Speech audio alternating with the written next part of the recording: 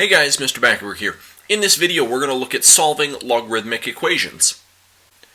So one strategy that can be helpful as you're solving a logarithmic equation is to get it written in its exponential form. So if we were looking at something like log of x squared equals 2.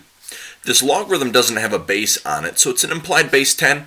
If we wanted to take this and rewrite it in exponential form, then we would take that base of 10, we would put the 2 as a power on that 10, and then this is going to equal the x squared. Now 10 squared is 100, so this is going to say that x squared equals 100. If I wanted to get x alone, to get rid of that squared power, I would have to square root both sides. Now the square root of 100 is 10, but I have to remember to put my plus and minus in front of it. So I'm getting two different x values here. I'm getting 10 and I'm also getting negative 10. Now just like exponential equations have a one-to-one property, logarithmic equations also have a one-to-one property. So if we have log base b of u equals log base b of v, where those bases on our logarithms are the same, then what we can do is ignore those logarithms and just look at the values that we're evaluating. So then u would have to equal v. So for example, if we had something like log base 2 of x equals log base 2 of 4, because we have logarithms with the same base on each side of our equation, we can ignore those logarithms and just look at the things that we're evaluating.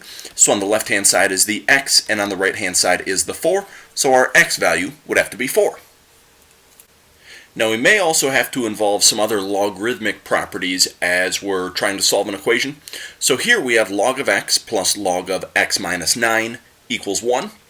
Because there's addition happening on the left-hand side with those two logarithms, we can use our product property to condense that logarithm into a multiplication problem. So these two separate logarithms combine as one logarithm, and we take the first piece, x, times the x minus 9. And this is still equal to the 1. Now what we can do in here is we can now rewrite this in exponential form. So this logarithm has a base of 10. So this would become 10 to the first power equals x times x minus 9. The left-hand side is just going to be 10. On the right-hand side, I'm going to distribute that x, so we get x squared minus 9x. Now what I'm going to do is subtract this 10 over to the other side so that we get 0 equals x squared minus 9x minus 10. Now this is a factorable quadratic, something that multiplies the negative 10 but adds up to negative 9. That would be x minus 10 and x plus 1. Now if we set each one of these equal to 0 to solve, we're going to get x minus 10 equals 0, so we would add that 10 over to the other side, so we get x equals 10. And if we take that x plus 1 and set it equal to 0, we would have to subtract that 1 over to the other side, so we get x equals negative 1. Now it looks like we're going to have two solutions here, but actually an x value of negative 1 isn't going to work.